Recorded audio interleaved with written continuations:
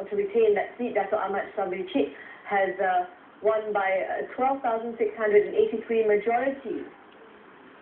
Again, a very high turnout rate in the East Coast, 83%. Now we head over to the next parliamentary seat, that's P33. This is Besut.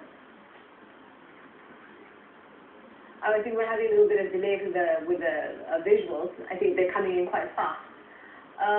The parliamentary seat of Besut is next. And it looks like BN has retained at C2, Dr. Abdullah Muhammad Zain with 29,376. And Dr. Hussein Awang loses by a majority of 10,590.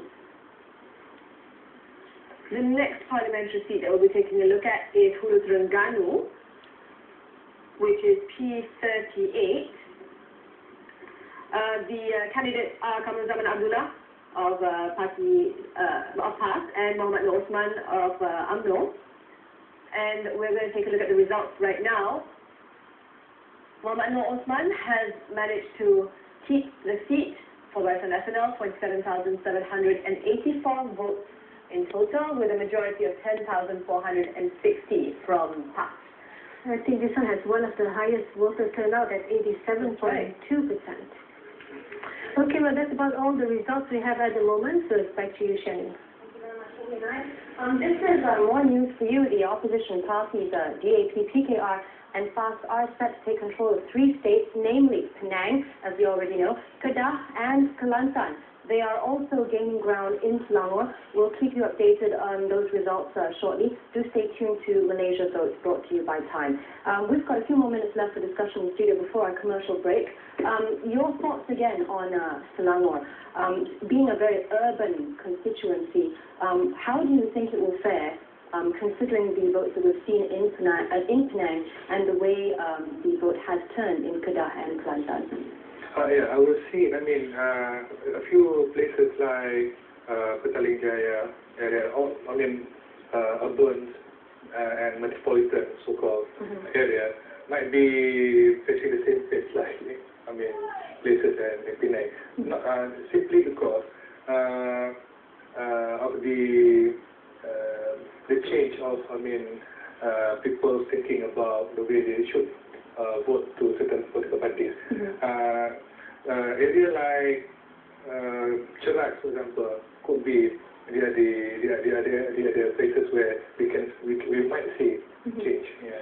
We've seen a lot of a lot of discussion in the internet about how a lot of Selangor voters and a lot of urban voters are actually known as the silent majority, meaning they do have lots of opinions about bread and butter issues but don't necessarily translate that into a vote. Could we actually see a difference in that this time round? I think possibly. If you look at the rallies that have been happening, birthday was a huge rally, and also I don't know whether you remember about the bar, the Malaysian bar actually taking the march, down the huge avenue. Before that, the Human Rights Day is the one where some of the lawyers were arrested. There was an earlier one where the lawyers were walking down towards the Palace of Justice, from the Palace of Justice to the PM's department to say that something is rotten in our judiciary and we need to look at it. And that's when subsequently we had the panel tribunal set up and then the Royal Commission was set up. So yeah, I think people are actually getting on their feet now and doing things. One is actually doing all the walking, because actually that is our civil liberty. It is guaranteed in our federal constitution, which is the supreme law of the land, which says that you are entitled to peaceably assemble.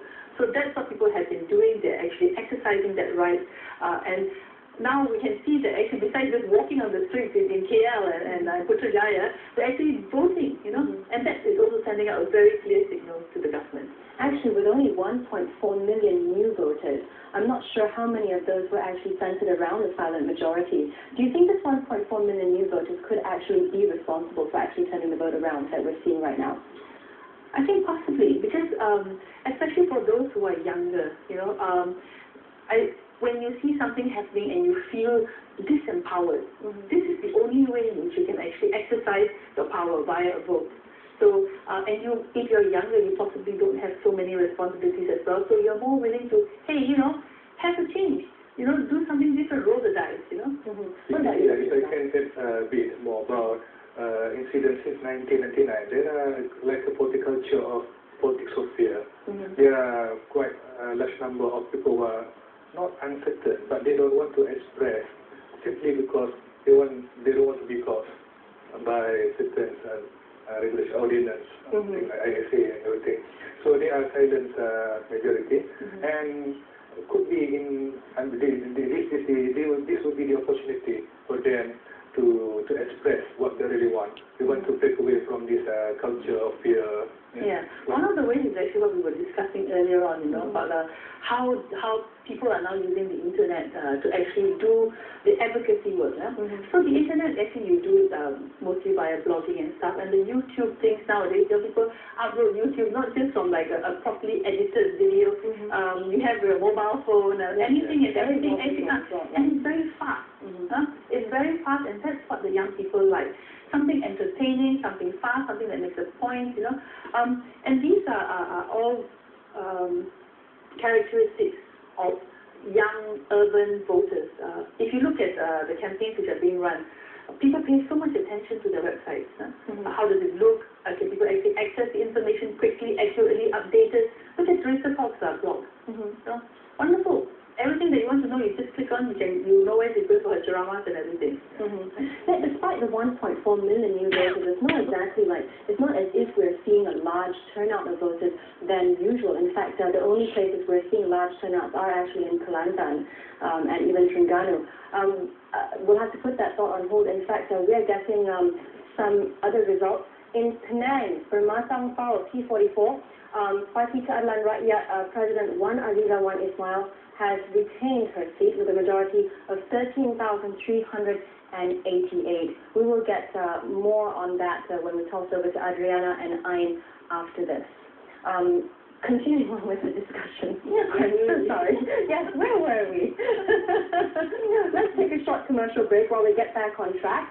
We'll be back right after this with more results and hopefully an idea of whether Barisan Nasional will indeed call a simple majority. Stay with us.